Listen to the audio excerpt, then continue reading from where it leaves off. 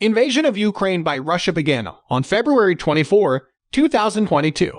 Major Ukrainian cities, including Berdyansk, Chernihiv, Kharkiv, Odessa, Sumy, and the capital Kiev, have all experienced Russian military attacks. According to Western officials, the conflict may have been Europe's biggest since 1945 in terms of scale. As of September 2022, the Office of the United Nations High Commissioner for Human Rights, OCHR, had confirmed approximately 5.9 thousand civilian deaths in Ukraine during the conflict. A humanitarian crisis was caused by the war as thousands of Ukrainians fled to the west of their nation and overseas. As of September 2022, Poland's neighbors saw more than 6.1 million border crossings from Ukraine, followed by Russia, Hungary, and Romania. Here, we'll discuss the war in Ukraine.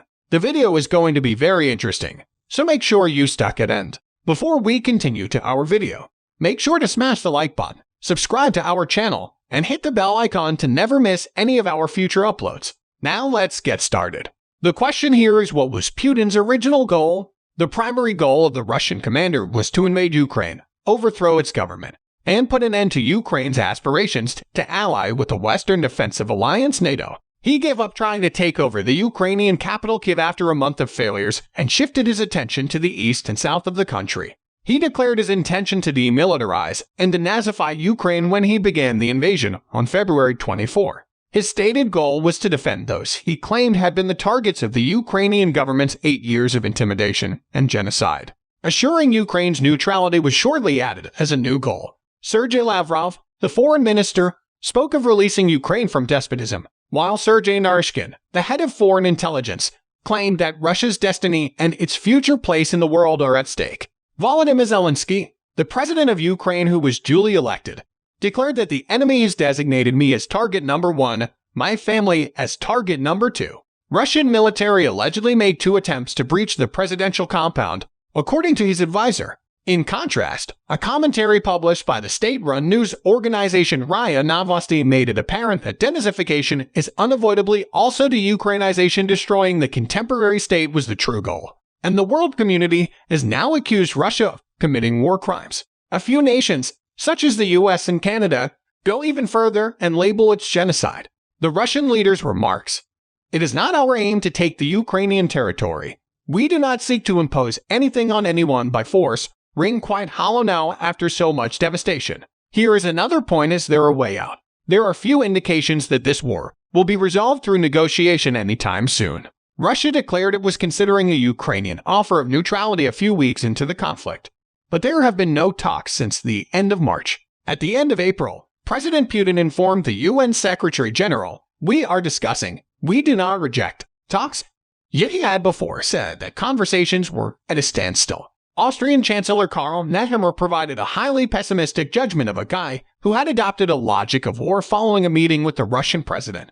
Volodymyr Zelensky, the president of Ukraine, had previously conceded that his country will not join NATO, saying, "It is a truth, and it must be recognized." However, he made it clear that there would be no more discussions until Russia withdrew from all lands it had occupied since February 24. This was in response to reports of apparent Russian atrocities in Bucha, Mariupol, and other places. In its offer of neutrality proposed at the end of March, Kiev said, 1. Ukraine would become a non-aligned and non-nuclear state, with no foreign military bases or contingents on its territory. 2. Strict, legally binding guarantees would require other countries to protect neutral Ukraine in the event of attack. 3. Within 3 days, guarantor states would have to hold consultations and come to Ukraine's defense. 4. Ukraine would be allowed to join the European Union, but would not enter military political alliances, and any international exercises would require consent of guarantor states. 5. The future status of Russian-annexed Crimea would be negotiated over the next 15 years, according to Barbara Zanchetto of the Department of War Studies at King's College London. Putin ultimately wanted to divide the country, and I believe it's becoming increasingly obvious that's what he wants. Tatiana Santova contends that far more significant is the fate of Ukraine. Putin wants to terminate Ukraine as a contemporary state. Many reasons for war on Ukraine. Wars are typically caused by shifts in the relative strength of the great powers. However, shifts in the balance of power do not adequately account for crises and war. They don't trigger crises or political catastrophes by themselves unless someone notices the shifting power dynamics, regards it as a concern, and takes action. However, it is not a sufficient explanatory component. We can claim that the international balance of power is a predisposing cause of crisis and war, and possibly even that it is a required cause. We must also consider how people will respond. 1. Predisposing causes. We might better understand the significance of a shifting balance of power by contrasting the build-up to the Ukrainian conflict with the 1962 Cuban Missile Crisis. The Soviet Union at the time shifted the balance of power by stationing nuclear missiles on Cuba. Kennedy was agitated by this and retaliated with military threats.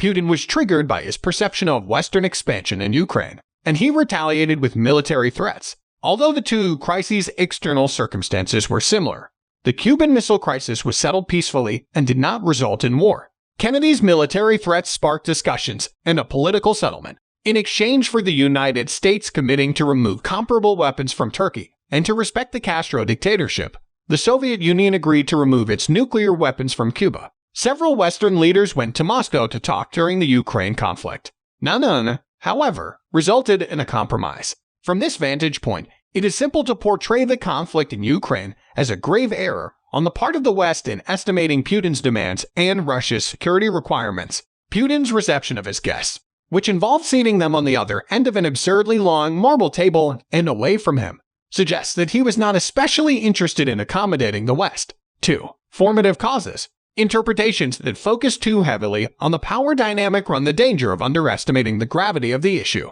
Undoubtedly, the balance of power contributes to or predisposes to crises and war. However, the crisis is brought on by the government's evaluations, and the head of state is the one to issue the war declaration. These political variables are national in nature rather than global. We must temporarily put the balance of power aside and focus on Russia's domestic political structures in order to get more complete understanding of Russia's war against Ukraine. The pivotal event in this case, as well as the fall of the Soviet Union. In the years that followed this collapse, Russia saw the emergence of new political structures. The humiliating years that followed, which Vladimir Putin has called the biggest geopolitical calamity of the 20th century, had a significant impact on him. Another query is what happens now. The most fundamental reason for instability and conflict is the balance of power on a global scale. This equilibrium is currently shifting quickly as a result of Russia's invasion on Ukraine. Additionally, shifts in the balance of power can lead to conflict and warfare. The current changes in Europe are hardly an exception. Such modifications, however, simply point to a preconditioning or predisposing cause. Power dynamics by themselves cannot pinpoint the forming or triggering factors. It is, nevertheless, the fundamental element in any evaluation of international relations. Before moving on to additional levels of analysis, it is essential to first evaluate the power balance in order to make any significant observations about the scenario. First, he has overestimated the power of Russia and underestimated that of Ukraine. He might have underestimated the relative strength of the two countries' powers. He undoubtedly misjudged the nationalism, discipline, and tenacity of the Ukrainian people.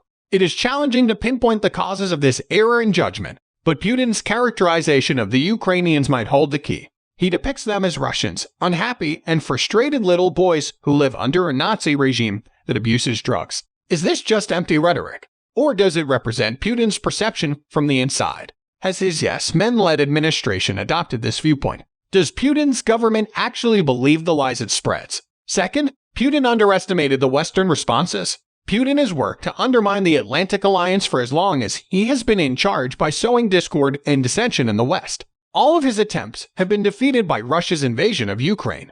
It has prompted Western nations to align their interests, work together, and employ all peaceful means at their disposal to undermine Russia's capabilities. In parallel, the Western states are bolstering their own. The problems with Russia don't end there, because even though Russia is bigger and stronger than Ukraine and could potentially prevail militarily, that victory also needs to be translated into a new political system. This will put Russia in the same predicament that dogged the US after the Cold War ended.